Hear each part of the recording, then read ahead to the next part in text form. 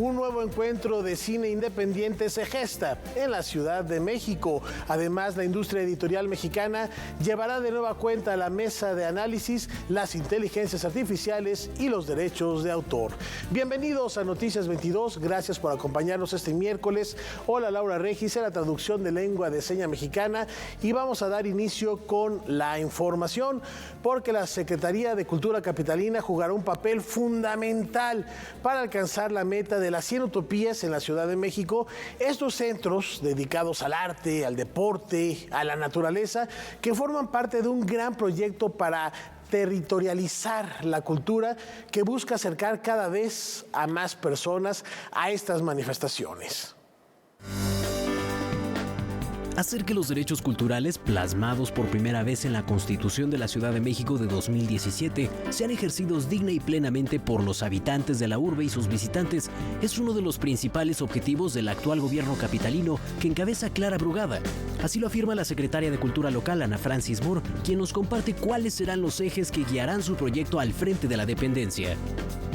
No se trata de llevar cultura donde no hay, sino se trata de promover la cultura que hay en todos lados y promover a los artistas que hay en todos lados para que justamente tengan las oportunidades y las posibilidades de exposición, de exhibición, de preparación, etcétera. Y en eso vamos a trabajar. La jefa de gobierno, Clara Brugada, dice: hagamos de la ciudad el lienzo más grande y el escenario más grande del mundo. Creo que el gran sello de este sexenio va a ser el uso del espacio público también para el arte y la cultura, para el disfrute, para la recreación, para el uso del tiempo libre y pues además de forma gratuita. A propósito del uso de esos espacios públicos, el próximo sábado, el 30 de noviembre a las 7 de la noche, el grupo colombiano Bomba Estéreo se presentará en el Zócalo. Este gran concierto también se realiza como parte de los 16 días de activismo contra la violencia de género. Y recuerden que ya se prepara y ya se aproxima la verbena navideña. Y la buena noticia es que esta no solo será en el primer cuadro de la ciudad, sino que en las distintas alcaldías habrá festejos como parte de la misma iniciativa de llegar cada vez a más rincones de esta gran urbe. Y cambiamos de tema para hablar de una muestra que reflexiona sobre la memoria, las cicatrices de un exilio y el abrazo de un nuevo hogar. 40 piezas de 30 artistas conforman la exposición El triunfo de la espiga, 85 años de arte del exilio español. La muestra se organiza en 3 núcleos temáticos que parten de la exploración del éxodo y la nostalgia de esta comunidad, su adaptación en México y su trascendencia artística. La muestra presenta principalmente óleos y dibujos que recrean las vivencias de sus creadores en el momento previo a emigrar a nuestro país, pasando por retratos y autorretratos, escenas domésticas y los primeros encuentros con escenas mexicanas. Cuando llegan los exiliados españoles, algunos, traen ya hecha su trayectoria, ya vienen de instituciones muy serias como San Fernando, como San Carlos de Valencia, vienen ya formados, otros vienen más jóvenes, pero se encuentra con una realidad que los deja verdaderamente perplejos. En primer lugar, el paisaje humano, sobre todo los indígenas. Gran parte de ellos se entusiasman o se conmueven mucho con la condición indígena y la plasman. Luis Ríos Caso habla de la manera en que esta producción pictórica se constituyó como complemento e incluso como contrapunto al muralismo mexicano de la época. Pintores que se integraron a la escuela mexicana, particularmente la del muralismo, representada por Siqueiros, y a quien se sumaron artistas como Joseph Renaud y Rodríguez Luna. Otros toman un camino mexicanista, digamos, en el sentido de escuela mexicana de pintura, más cercanos a Diego Rivera y algunos más a Orozco. Pero otros siguen siendo fieles a su propia práctica artística, entonces pintan temas mexicanos, pero a su modo. Esto perfila pues un contrapunto, una tensión que es muy interesante, porque no embonan inmediatamente en los códigos mexicanistas que eran poderosísimos y muy fuertes a nivel internacional. Entonces se crea ahí un contrapunto muy interesante. Y aún otros, señala el curador de la muestra, siguieron pintando muy alejados de las temáticas nacionales y marcados por la nostalgia. Un caso particular de este arte pictórico lo representa una pieza destinada al espacio público. Este cuadro es de Gerardo Lizarraga y es un boceto para un mural que hizo para el Frontón México con la historia del juego de pelota. Es un cuadro magnífico y nos revela también un exilio que, si bien sufrió el éxodo y el llanto, como diría León Felipe, también dejó una memoria alegre, feliz, de destinos que se pudieron cumplir en México y donde finalmente dejaron un legado. Las piezas pertenecen a la colección Calús, que suma 800 obras creadas por el exilio español. Se presentó previamente en la Galería Ramón Alba de la Canal de la Universidad Veracruzana en Jalapa. La exposición El Triunfo de la Espiga, 85 años de arte del exilio español, llega ahora al Museo Calús, en donde permanecerá hasta el 4 de mayo de 2025. Noticias 22, Víctor Gaspar. En octubre de 1924, André Breton presentó el Manifiesto del Surrealismo, al que se inscribieron destacadas figuras. Hoy, los ecos centenarios de esta corriente cultural siguen resonando al abrir el huevo cósmico.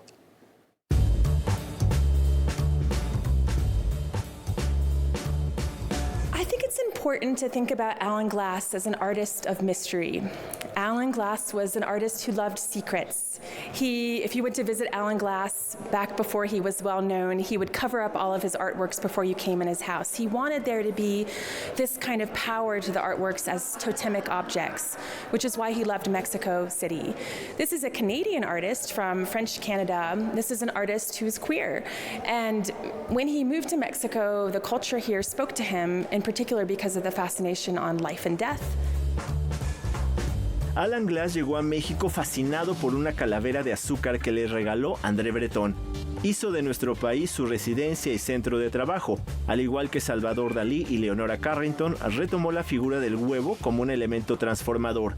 Así lo dejó ver Abigail Susick en la conferencia que impartió en el Palacio de Bellas Artes sobre el surrealismo y el huevo cósmico. Alan Glass thought that the egg was something that exceeded the boundaries of gender, exceeded the boundaries of species, was sort of like possibly the beginning of a new world at a time when the world is in a lot of trouble. He thought that the egg was the perfect symbol for a new beginning. And so it was quite a spiritual theme for him, and for me as well. Otro rasgo que destacó Abigail Susick de la exposición Alan Glass, Sorprendente Hallazgo, es la obra que se logró reunir, mucha de ella perdida por años y que viajará a Canadá el próximo año. These drawings are small and modest, and if you see them, you might be surprised that they're so important. But they really are an important rediscovery after being lost, because they contribute something to the history of Surrealism. Surrealism loved this idea of automatic drawing. They called it automatism. And that's when you draw without thinking about it. You let the hand move across the page as if it's coming freely from your mind. Noticias 22, Alberto Aranda. Nos mantenemos en el mismo tenor porque este puente surrealista se tiende entre pasado y presente para explorar otro universo onírico. Breton y su madre, Jacqueline Lambda, visitaron México en la década de los 40. La pequeña niña de 9 años de edad quedó al cuidado de Frida Kahlo mientras su madre visitaba el país. Nunca se volvieron a ver, pero la hija de André Breton nunca olvidaría esos días en la Casa Azul. Para recordar a la artista francesa, el Museo Casa Estudio Diego Rivera y Frida Kahlo presentan la muestra Au Breton, una estancia surrealista. Sí, es un personaje muy interesante. Creo que sí es poco conocido, como comentábamos en el recorrido. Ella nació en 1935 y empieza a hacer collages cerca de sus 45 años, en los años 70. Antes de eso ella pues vive haciendo una serie de prácticas y de cuestiones relacionadas con lo social. Es una trabajadora social muy importante que tiene pues como este corte, yo creo que como de responsabilidad con lo colectivo. El recorrido comienza en la casa de Diego Rivera, en donde vemos obra de las surrealistas como Alice Rajón, Leonora Carrington y Jacqueline Lambda, entre otras. En la casa de Frida se ha dispuesto la correspondencia que Obretón mantuvo con Alan Glass y en la que plasmó ya su gusto por el collage. El collage es uno de los medios emblemáticos del surrealismo. Ese y el cadáver exquisito son las dos formas de creación en donde se cumple uno de los principios básicos del surrealismo, que es un proceso creativo que esté completamente liberado de la razón. Entonces, lo fragmentario entra se convierte parte de un proceso interesante porque integra al azar. Entonces, el collage pues hace parte de fragmentos de otras realidades que tienen una lógica en su propia realidad, pero que a la hora de integrarla con otras a cachos, pues es un proceso creativo liberado de la razón, pero también un proceso de percepción absolutamente liberado de la razón. La última parte del recorrido es en la casa de Juan O'Gorman, en donde vemos la obra, la cual su padre nunca la vio.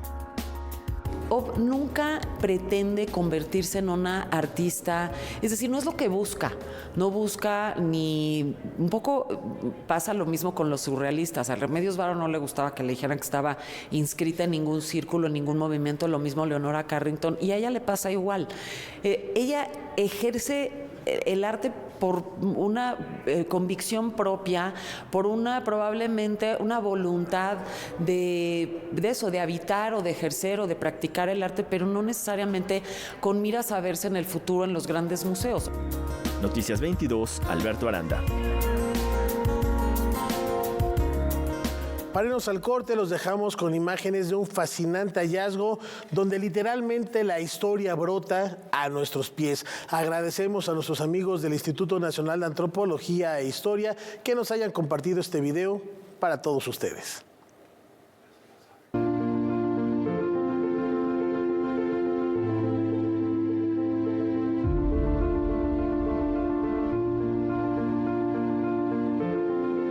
Bajo la avenida Chapultepec, en la Ciudad de México, arqueólogos de Lina descubrieron un canal prehispánico y un pequeño muelle, vestigios de un antiguo camino de agua que conectaba con el lago de Texcoco.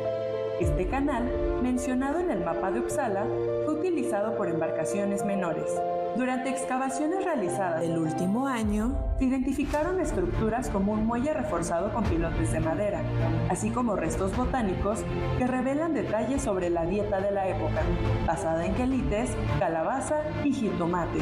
Además, se recuperaron piezas cerámicas rituales del posclásico tardío y objetos coloniales tempranos como una matuquina y losa vidriada. Este hallazgo, liderado por María de Lourdes López Camacho, arroja luz sobre la transformación de una antigua playa al pie del Cerro del Chapulín, en un canal navegable, parte de un sistema hidráulico que conectaba comunidades prehispánicas.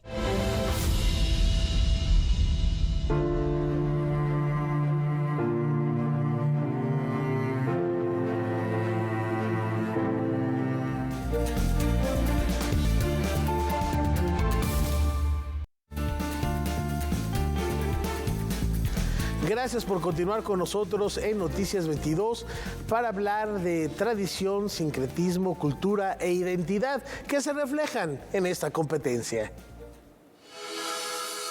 Como cada año, los artesanos del país retoman el nacimiento para expresar sus tradiciones y cultura.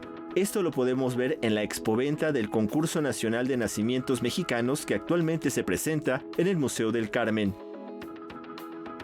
Tenemos 3 premios especiales que justo eso es lo que buscan, que si bien se va a innovar, que siempre se conserve la tradición, que podamos detectar que la técnica que se utiliza, aunque la pieza parezca innovadora, pero la técnica se preserva.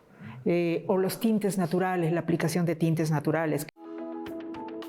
Para esta edición 28 se recibieron 183 obras del mismo número de participantes, procedentes de 19 estados de la República. Todas las piezas están a la venta.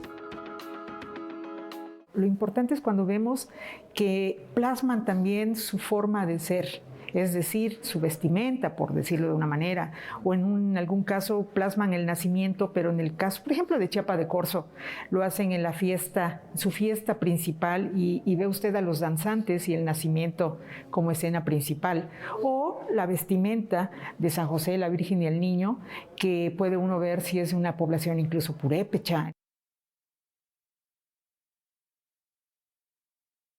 Incluso puede verse hasta más, ¿cómo decirlo?, mucho más alegre de lo que de por sí es el nacimiento, porque lo enmarcan en fiestas. Lo enmarcan en los casos, por ejemplo, de Papel Amate. Si uno ve toda la escena a detalle, ve uno cómo hay una parte donde están trabajando el campo, o están en la fiesta, en la feria, o están en la vida cotidiana, pero como escena principal el nacimiento. Noticias 22, Alberto Aranda.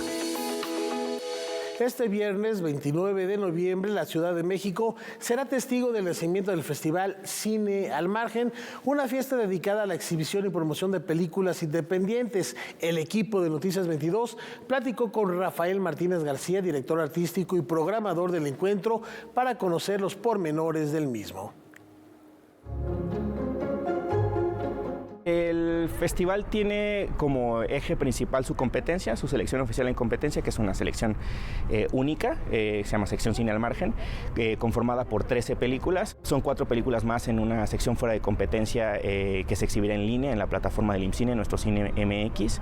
Normalmente una película que no se ha exhibido o que no ha tenido un estreno mínimamente en un festival nacional o internacional o lo que sea, como que no entra a un registro. De hecho, ni siquiera nace propiamente la película o no tiene un año de copyright porque no se ha visto. Tenemos un día de actividades académicas, que es el último día del festival en la Ciudad de México, que es el 7 de diciembre.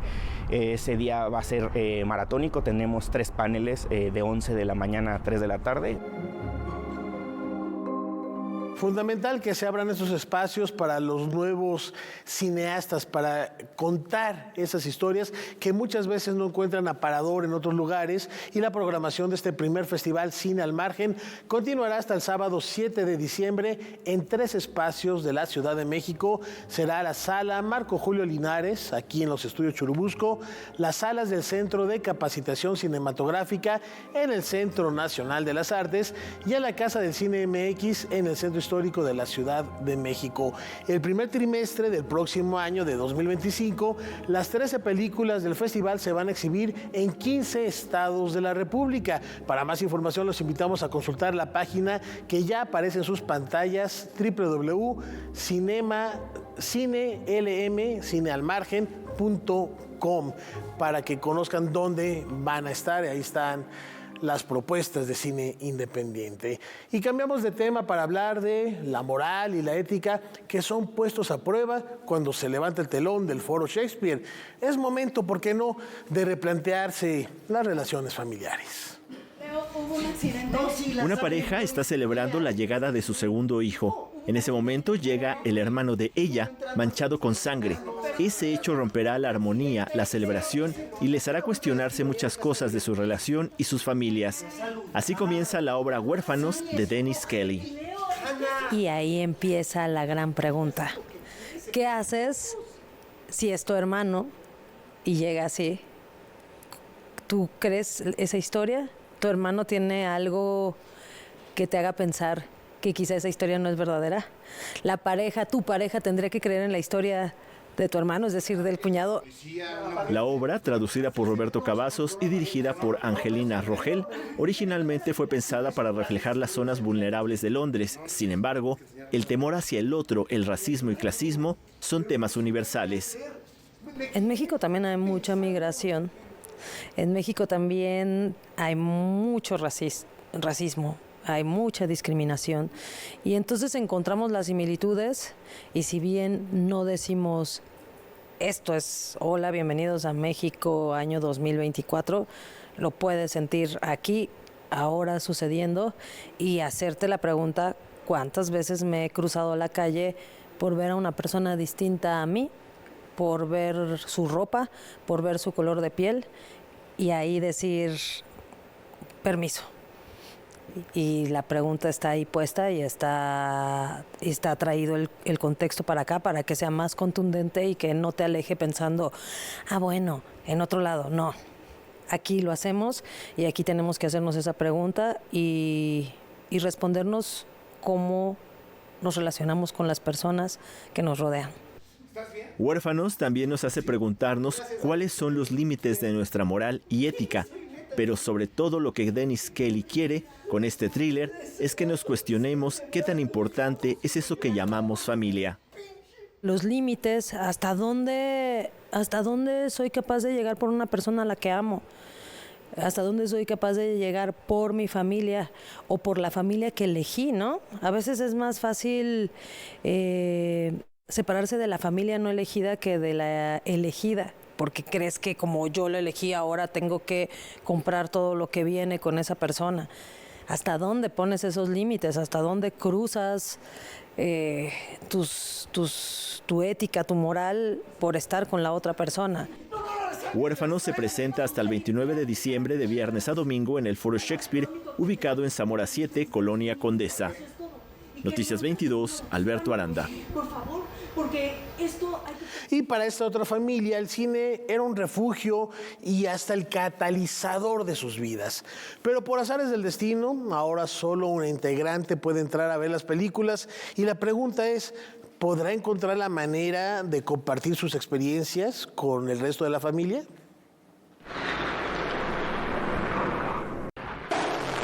El martes 11 de septiembre de 1973, la historia de Chile se vio marcada por un golpe de Estado a manos del entonces comandante en jefe del ejército, Augusto Pinochet. Salvador Allende, primer político socialista y marxista que llegó al gobierno a través de la votación popular, fue instado a entregar el poder a las Fuerzas Armadas y Carabineros del país. El mandatario, después de dirigir unas palabras al pueblo, se suicidó en el Palacio de la Moneda. El dictador Pinochet utilizaría más adelante diferentes espacios como campos de concentración para la tortura y la detención de quienes fueran simpatizantes de la coalición política Unidad Popular. Entre esos lugares estaría el campo de Chacabuco, lugar en el corazón del desierto de Atacama que funcionó como tal desde 1973 hasta 1975. Alguien dijo que estamos hechos del mismo material que los sueños. Yo creo que estamos hechos del mismo material que las películas. En este lugar que solo pareciera conocer el sol, y en una época previa al golpe militar de Pinochet, la directora de cine y guionista danesa Lone Scherfig presenta la historia de La contadora de películas. María Margarita es la menor de 4 hermanos. Su padre, Medardo, trabaja como obrero en las minas de salitre y sufre un accidente. Ante la falta de dinero, la familia prescinde de su máximo entretenimiento, las películas. Ahora solo uno de los 4 hijos podrá entrar a la sala para después contar de viva voz la historia proyectada.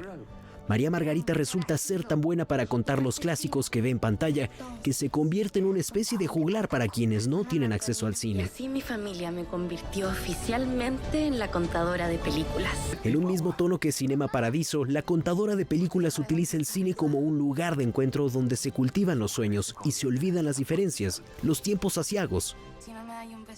Cada personaje, si bien forma parte de una misma realidad dentro de la película, encontrará su historia, quizá una película que vivir.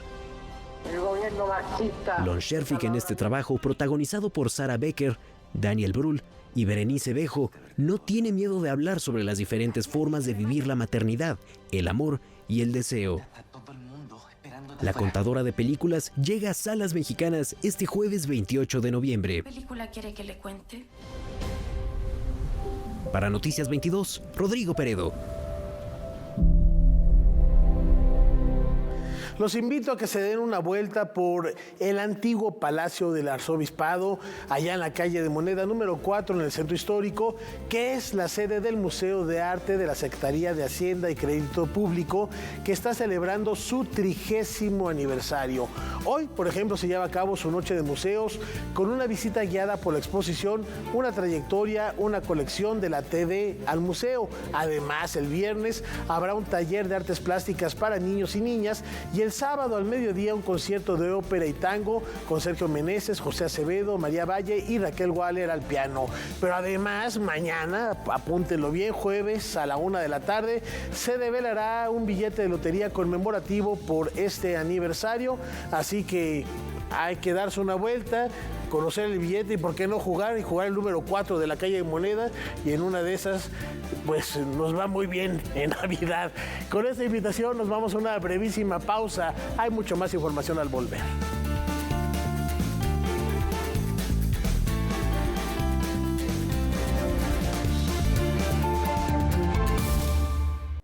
En el marco de la campaña 16 días de activismo, esta noche la reflexión va sobre la violencia digital contra las mujeres.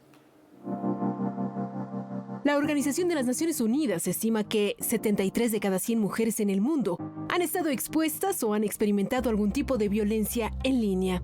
En México, el ciberacoso afecta a alrededor de 9.4 millones de la población femenina y son las mujeres entre 18 y 30 años las más atacadas en los espacios digitales. Es la violencia que se da a través del uso del Internet, de las redes sociales, de las diferentes plataformas, de los medios de comunicación que hoy en día tenemos, y por supuesto que afecta de muchas maneras a las mujeres, ¿no?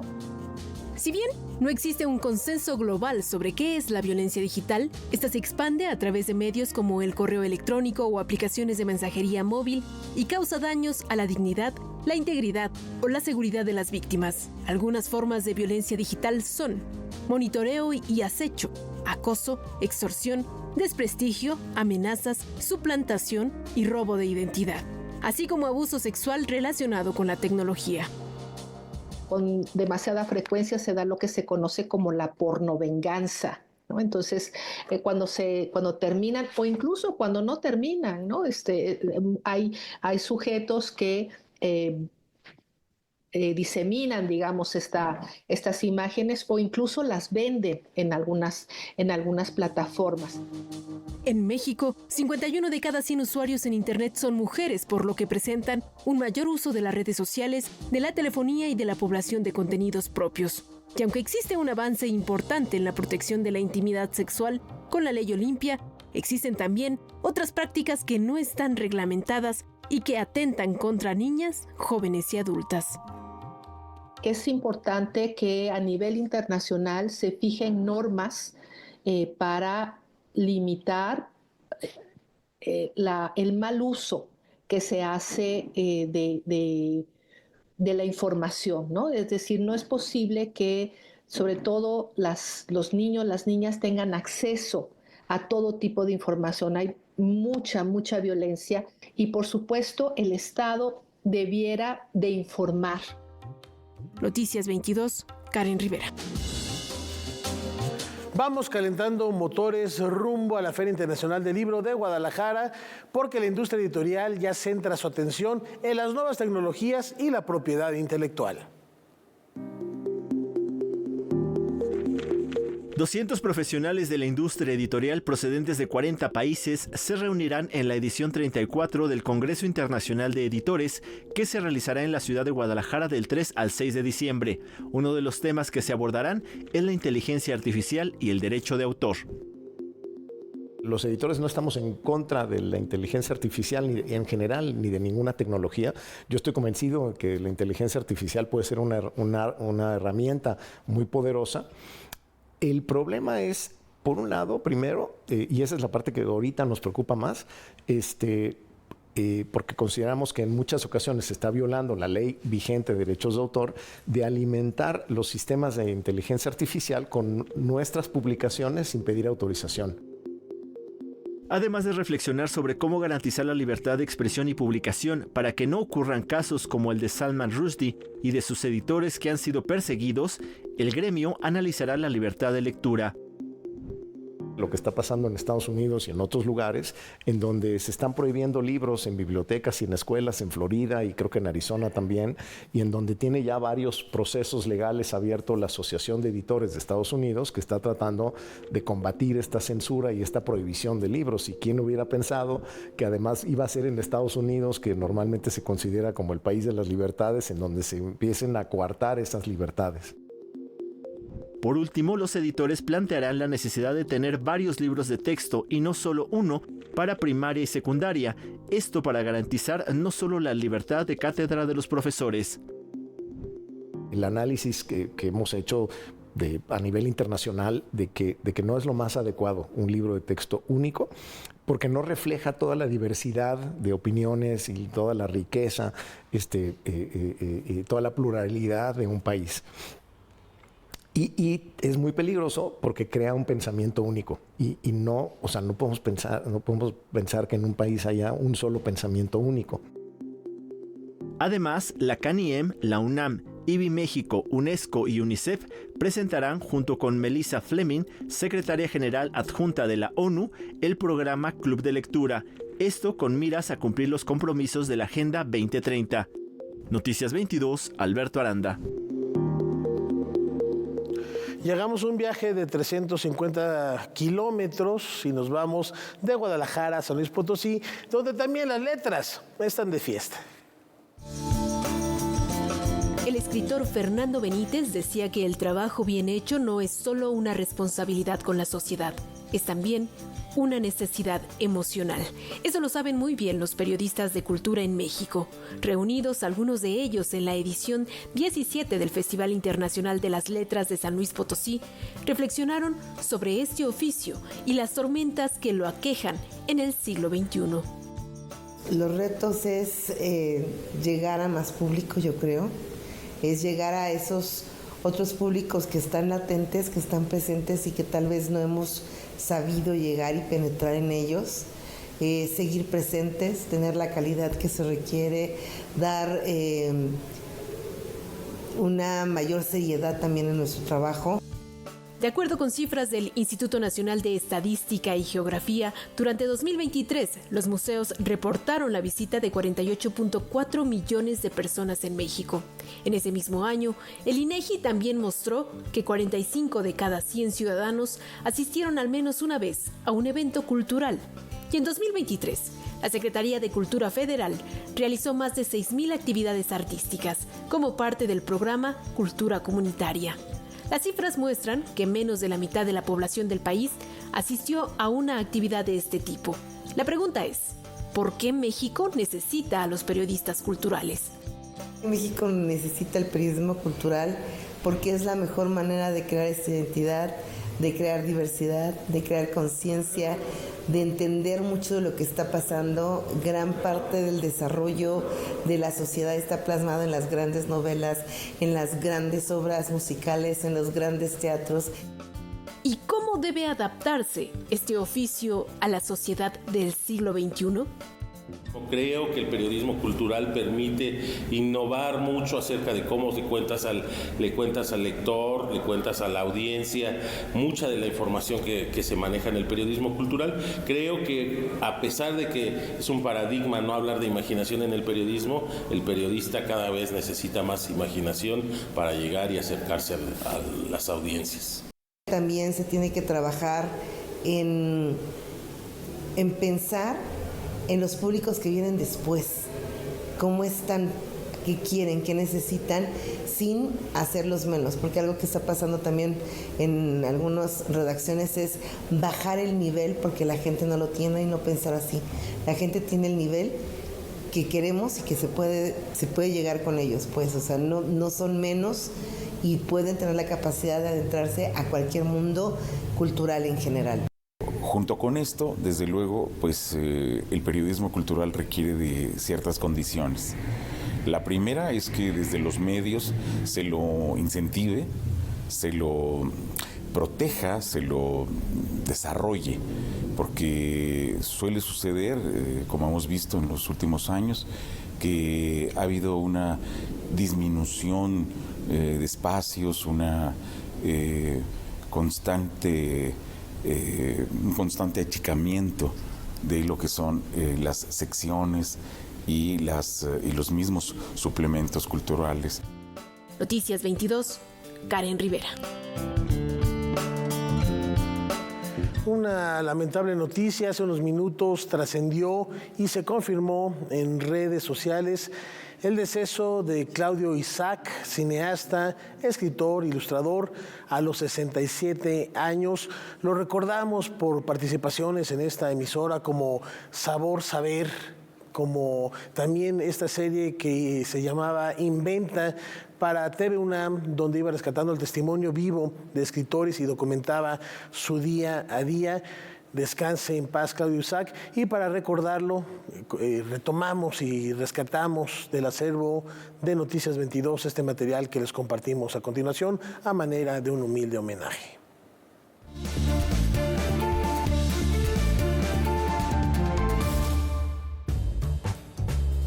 Claudio Isaac es un escritor, artista plástico y cineasta, autodidacta en las 3 áreas, nacido en la Ciudad de México. Heredó el interés por las artes y a los 8 años presentó sus dibujos en lo que sería su primera exposición. Estoy bastante centrado en ese niño, nunca he dejado de serlo, casi siento que tengo una especie de síndrome de Shirley Temple. Cuando me encuentro con mis compañeros de escuela o cosas así, digo, ¿quién es ese señor viejo y horrendo? Yo me siento de 15 años todavía.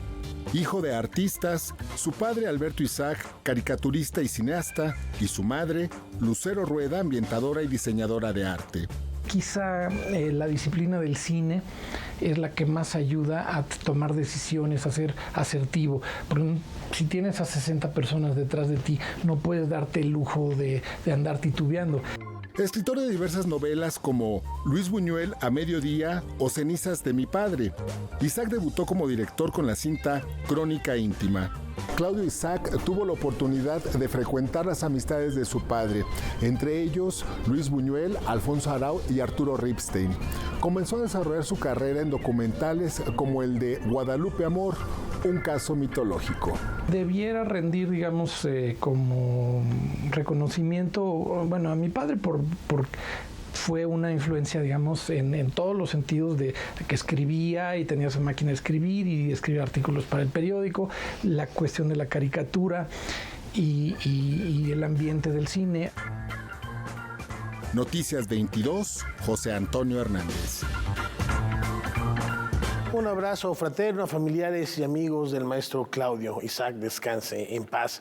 Y cambiamos de tema. Antes de irnos a la pausa, les informamos que fueron entregados los premios nacionales del deporte. La presidenta de México, la doctora Claudia Sheinbaum, en Palacio Nacional, en la categoría no profesional, galardonó a la judoka Priscila Guati, a los clavadistas Osmar Olvera y Juan Celaya, así como el boxeador Marco Verde, todos medallistas en los Juegos Olímpicos de París, quienes dijo son un orgullo para nuestro país, y aseguró que continuará apoyándolos de cara a Los Ángeles 2028.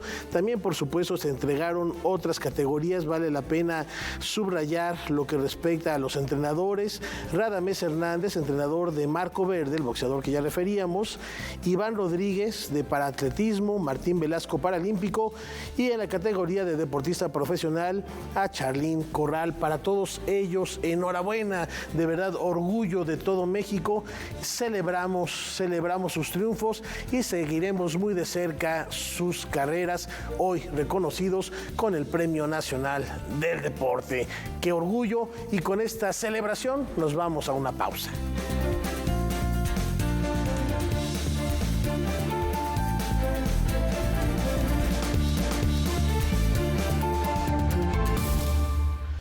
Hace más de un siglo, él fue uno de los artífices de la reestructuración del ejército mexicano. Hoy, su memoria cabalga de nuevo. ¿Quién soy? Mi nombre es Misha. ¿Cómo? ¿Quién fue Joaquín Amaro Domínguez? ¿Cuál fue su papel en el ejército mexicano? Estas y otras respuestas al respecto del personaje histórico se responden en la obra Amaro con el dedo en el gatillo, que se presenta en el Teatro Casa de la Paz, bajo la dirección de Misha Arias de la Cantoya y Gabriel Yepes. Fue un personaje, una figura muy importante de entrada, tanto en la revolución y posrevolución, fue el que reestructuró el ejército mexicano. Y hay 3 líneas, estructuras dramáticas muy importantes. Para mí, la línea que yo sigo es la línea íntima, la familiar. Y es como hacerme yo cargo de algo que finalmente voy cargando. Soy el nieto más chico de los Amaro. Y eso es la parte, digamos, de volver un movimiento revolucionario a un país de instituciones, que es todo el gobierno de Calles de la mano de Joaquín Amaro. Eso es lo que nos interesaba mucho, ¿no?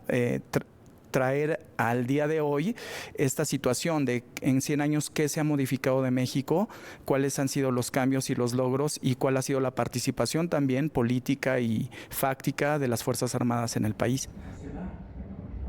Se trata de una obra inscrita en el teatro documental, con proyecciones multimedia, narraciones en voz en off, una serie de objetos históricos y humor. La propuesta escénica, que trabajaron en conjunto los directores por 5 años, muestra la parte humana y familiar de quien fuera general de división desde hace más de 100 años. Lo más difícil no es representar a mi abuelo, es hablar de mí y es abrirme al 100%. Es muy fácil entre comillas, a partir de un texto escogido, a partir de un director, de algo muy específico, hacer la ficción. Pero hablar de uno, de hecho hay un momento en la historia, en la obra, que digo, qué difícil es hablar de uno y de su historia, del pasado, tan lejano y tan presente. Y en ese sentido, la pregunta de cuál es el rol del ejército me parece que es muy pertinente, porque en esta revisión de 100 años del ejército, de las instituciones a hoy, pues nos hemos dado cuenta de cómo el poder ha estado siempre en el ejército, ¿no? El poder político, porque después de Calles había un dicho que decían, Calles no está ya en el poder, pero el poder sigue estando en Calles. Soy nieto de un general que nunca conocí, soy el nieto de él. General. Amaro, con el dedo en el gatillo, tendrá sus 3 últimas funciones del viernes 29 de noviembre al domingo 1 de diciembre. Con información y texto de Karen Rivera, Noticias 22. Piensen 2 veces antes de dar la espalda a una célebre obra de arte para tomarse la selfie, porque al volver la mirada no sabemos qué podemos encontrar o qué podemos perder. André Bonhomme es un joven y tímido pintor que trabaja como custodio de la famosa Mona Lisa en el Museo del Louvre. Las horas junto a los lienzos y su pasión por el arte le han permitido a André desarrollar un vínculo con las obras en el que incluso dialoga con los retratos. Un día, un grupo de visitantes, teléfono móvil en mano, recorre el recinto, prefiriendo capturar las imágenes de los célebres lienzos con sus cámaras, desatando así un misterio. Esta es la trama de La Gran Desaparición, el más reciente libro de León Krause. La Gran Desaparición se pregunta qué pasaría si de la noche a la mañana desaparecieran todos los personajes de los cuadros más famosos del mundo y solamente una persona, en este caso un guardia de seguridad en uno de los museos más famosos del mundo, el Louvre en París, tuviera la respuesta a este misterio. Y ese es el punto de partida para una aventura que ocurre en el mundo del arte. A través del personaje principal y la trama, León Krause va desarrollando una reflexión que tiene que ver con un poco de romance y la memoria en un mundo donde la contemplación ha sido erosionada por el vértigo tecnológico. Creo que todos esos temas están presentes en el libro. Uno de los que a mí más me importa es nuestra relación con el arte, nuestra relación con la belleza. Incluso iría yo hasta allá. Me parece que estamos en una época en donde nos hemos acostumbrado a mirar todo a través de una pequeña pantalla, de nuestros dispositivos electrónicos, vivir para afuera, para una audiencia, antes que el estar presentes cuando de pronto tenemos frente a nosotros, en este caso una pintura, pero también puede ser un concierto. No obstante, el autor matiza a la tecnología y su uso como una herramienta más entre los recursos que nos permiten registrar la realidad. La fotografía y el arte antes de la fotografía, la pintura, pues servían para ello también, tratar de capturar la cotidianidad. No todo tiene que ser interpretaciones oníricas complejas o surrealistas, ¿no? Pero a mí lo que me sorprende y me duele, francamente, es que tenemos esta tendencia ahora de vivir de nuevo hacia afuera, para los otros, no estar presentes. En el libro lo que detona parte de lo que ocurre es que tanto André como el cuadro mismo, como la Mona Lisa, se cansan de ver a la gente darle la espalda al cuadro. Que para mí es un acto de verdad incomprensible y de gran irresponsabilidad. La Gran Desaparición se publica en el sello Planeta. Noticias 22, Víctor Gaspar. La cultura occidental, bajo el mando de lo visual, como podemos reflexionar después de esta nota, ha tenido ahora que asumir la experiencia de fotógrafos ciegos, quienes alrededor del mundo desmitifican la creencia de que la cuna de la fotografía es la vista. 18 imágenes que han sido creadas por personas ciegas o de baja visión se reúnen en la exposición México Invisible, y las cuales han sido creadas a través de una aproximación muy particular. José Córdoba nos platica de esta creación. José, muchas gracias por la entrevista. Cuéntenos la manera en que han sido creadas estas imágenes, en dónde fueron, por quiénes.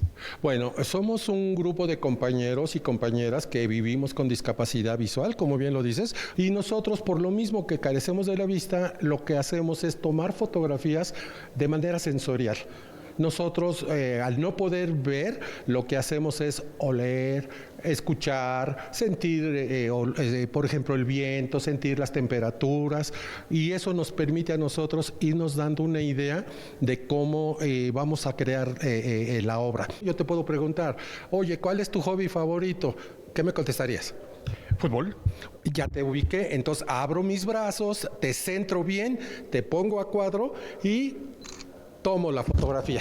Vamos, ya he sido capturado por su lente. Es importante generar una cadena de valor de estas personas que al final realizan un trabajo creativo un tanto azaroso, pero al final muy valioso también. Claro que sí, nosotros tomamos lo mismo fotografía fija, como pueden ser, como la que te acabo de tomar ahorita, una fotografía, o puedo tomar objetos, pero también edificios, también algunos movimientos. Para ello nos valemos de técnicas o de apoyos. En este caso yo te puedo preguntar, la catedral está a mi frente, a mi derecha, a mi izquierda, ya tú me ubicas, ahora ya todo lo demás corre por mi parte. ¿En qué lapso de tiempo fueron tomadas y qué se captura? O a veces es, no sé, en una mañana, o a veces nos lleva varios días, dependiendo de lo que querramos tomar, ¿no? Nosotros hemos viajado, por ejemplo, en Lisboa, en Portugal. Estuvimos una semana y eso nos llevó a lugares donde tuvimos que ir recorriendo y ir buscando lugares de interés. Y luego, por ejemplo, en otros espacios, en el mar. No es lo mismo en la mañana que en la tarde o en la noche, los atardeceres. Yo luego a veces lo digo en broma, pero ni tanto, ¿eh? Yo digo, soy cazador de emociones, soy emotion hunter, ¿sí?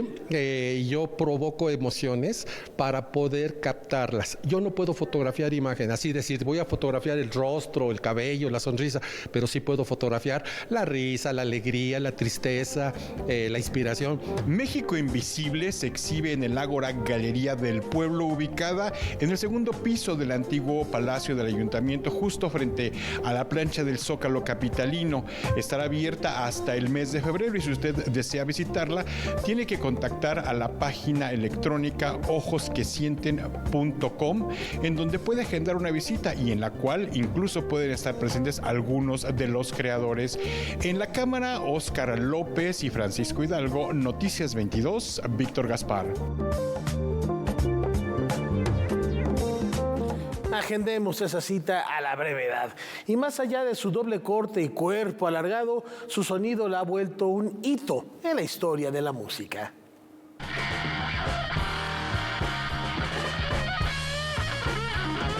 El rock and roll es por excelencia un género lleno de sonidos fascinantes. Muchos de ellos se deben a la gran variedad que un invento como la Stratocaster y su mítica riqueza sonora pueden ofrecer. Esta creación se le debe a Clarence Leonidas Fender, nacido en 1909 y que tras otros modelos realizados como el Squier y Telecaster, el luthier pudo cumplir con su objetivo, crear una guitarra de mayor facilidad tanto al afinar como al tocar.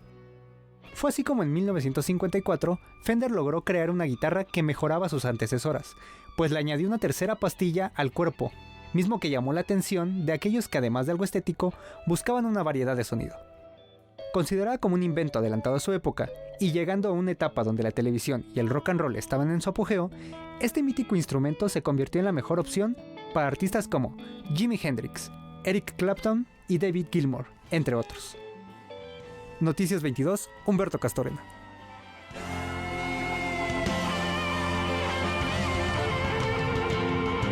Y nos despedimos con música de otro artista adelantado a su época, aunque no le tocó tocar la Fender. Me refiero al compositor suizo Arthur Honegger. Él se fue a muy temprana edad a vivir a París, perteneció al grupo de los 6. Aquel que era su titular artístico era Jean Cocteau, el pintor y escritor, el único que no era músico de esta agrupación. Y inclusive Honegger estuvo en los billetes de 20 francos suizos, así era de importante. Hay un conservatorio de música en su ciudad natal que lleva su nombre y así lo recordamos esta noche, no sin antes invitarlos a que nos acompañen mañana en el horario de costumbre aquí en Noticias 22. Buenas noches.